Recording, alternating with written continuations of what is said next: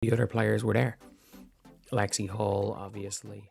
So there was no Sid Colson, and no idea who that is with Sid Colson.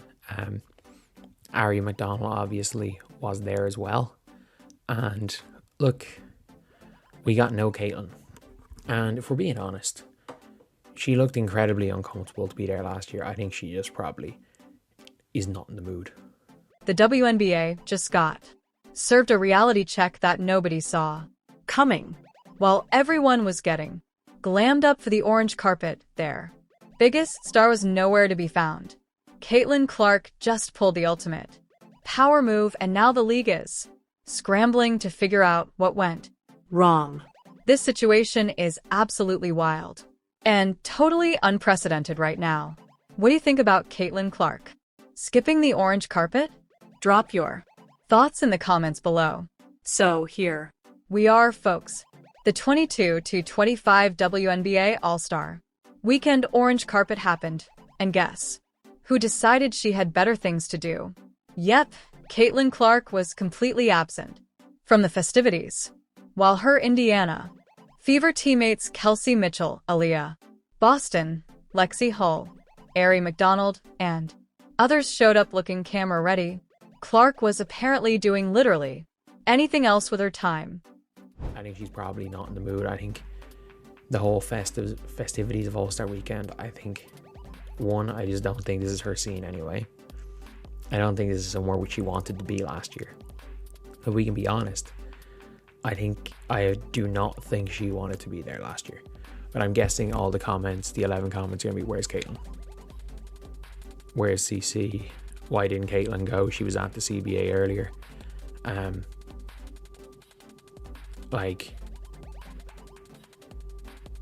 I would assume it's just been a lot on her plate. I don't think the CBA negotiations went well. I just think all around it might have just been too much, and she's like, you know what, I'm not going. I'm missing All-Star Weekend. I'm missing the 3-point contest. I backed out of the NBA 3-point contest. Now, before we get into the juicy details, let's talk about what this really means. The orange carpet is basically the WNBA's version of rolling out the red carpet. It's their big moment to shine, get some media attention, and show off their stars. But when your biggest draw doesn't even bother showing up, that sends a message louder than any press conference ever could. The thing is, Clark looked about as comfortable as a cat in a bathtub during last year's orange carpet. Anyone with functioning eyeballs could see she didn't want to be there. She went through the motions, smiled for the cameras, but you could practically feel her counting down the minutes until she could escape. So, honestly, her no-show this year shouldn't surprise anyone who was actually paying attention. But here's where it gets interesting. The WNBA has been riding the Caitlin Clark wave harder than a surfer in Hawaii. They've basically built their entire marketing strategy around her face, her name, and her ability to fill seats. So when she decides to skip their big fancy event, it's not just a personal choice. It's a statement that has executives probably having emergency meetings right about now. Getting to go to the NBA All-Star Weekend and shoot against Steph Curry. She backed out of that. So, I assume she's going to do that next year. I assume that's going to be the thing. But, if Caitlin continues to shoot 20-something% from 3, I don't know if that's going to be still a thing. Actually good or just overhyped, let's be real about what's been happening to Clark lately. The woman has been through more injuries in the past few months than most players see in entire seasons. She's been dealing with foot problems, back issues, and who knows what else. Since training camp started back in April, she hasn't had 10 consecutive healthy days. Think about that for a second. Not even 10 days in a row without some kind of physical problem. For someone who's probably never been seriously injured before in her life, this has to be mentally exhausting. Basketball players, especially ones like Clark who live and breathe the game, don't handle being sidelined well. It messes with their heads in ways that people who've never competed at that level can't understand. Then you throw in the CBA negotiations that have been going absolutely nowhere. The league basically dragged Clark into these meetings like she was some kind of miracle worker who could save them from a potential lockout. Talk about putting pressure on someone's shoulders. Here's a player in her second year being asked to help negotiate the future of the entire league. That's not normal, and it's definitely not fair. The CBA situation is a complete mess right now. There's a real possibility that the WNBA could go into lockout, which means Clark might not play another healthy game until 2027. Let that sink in for a moment. A player who clearly loves basketball more than anything else in the world might not get to play for years because the adults in the room can't figure out how to share money properly. And speaking of money, let's talk about the elephant in the room. Clark has been getting absolutely roasted on social media this year. The hate has doubled, maybe even tripled, compared to last season. Every missed shot gets analyzed to death. Every stumble becomes a meme. Every off-aim turns into a referendum on whether she's actually good or just overhyped. An easy time right now, and I think a lot of people are, probably rightfully concerned, because it's one thing when you're healthy and everything's going well and you can brush off all the stuff when things are going well, because at the end of the day, she's a basketball player. At the end of the day, I said at the end of the day twice, either way, she can brush off a lot of the stuff because the basketball was going so well, like all the hate. And this year the hate has doubled. All it takes is a moment of weakness and logging onto Twitter. That's literally all it takes, is a moment of weakness and logging onto Twitter. And like, obviously people like Caitlin has this superhuman ability to block everything out. Like, there's no guarantee that she's always going to have that superhuman ability. There's no guarantee there's not going to be times in people's lives where times in her life where maybe it affects her. And look, at the end of the day, she's human. Now, Clark has shown incredible mental toughness throughout her career. She's blocked out noise that would have sent most people running for the hills. But even superhumans have breaking points. There's only so much negativity someone can absorb before it starts affecting them. The smart money says. Clark looked at this orange carpet situation and thought, you know what? I don't need this right now. And honestly, good for her. Why should she put herself through another uncomfortable media circus when she's already dealing with enough stress? Here's what's really happening behind the scenes. The WNBA has been expecting Clark to be everywhere at once. They want her at negotiations, at media events, at promotional appearances, and oh yeah, also playing basketball at an elite level while injured. That's not sustainable for anyone, no matter how talented they are. The league has gotten so dependent on Clark that they forgot she's actually a human being with limits. They've been treating her like a marketing robot instead of a person who might occasionally need to step back and take care of herself. Well, surprise. She just reminded everyone that she has boundaries and she's not afraid to enforce them. This whole situation is perfect karma for how the WNBA has handled Clark since she entered the league. Instead of protecting their biggest asset and making sure she stays healthy and happy, they've loaded her up with responsibilities that have nothing to do with basketball.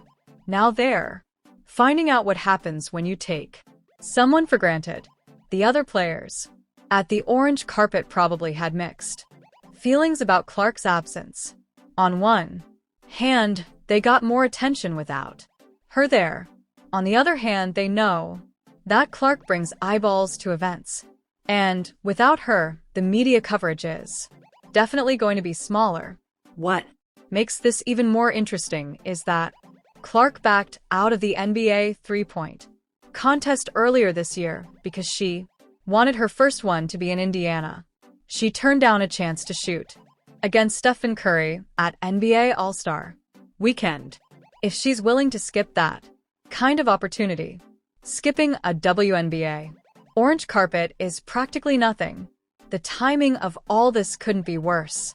For the league, they're already dealing with CBA drama, attendance issues for teams not named the Indiana Fever, and general growing pains. Having their biggest star essentially boycott a major event is like pouring gasoline on a fire that's already burning pretty hot. But here's the thing that nobody wants to admit. Clark skipping this event might actually be the best thing that could happen to her right now. She's been pushing through injuries, dealing with constant pressure, and trying to meet everyone else's expectations while her own needs get ignored. The fact that Clark's teammates showed up without her also sends an interesting message. It shows that the Fever can handle media responsibilities without relying entirely on their star player. Players like Kelsey Mitchell and Aaliyah Boston got to shine in their own right. Looking at Clark's shooting struggles this season, it's clear that something isn't right.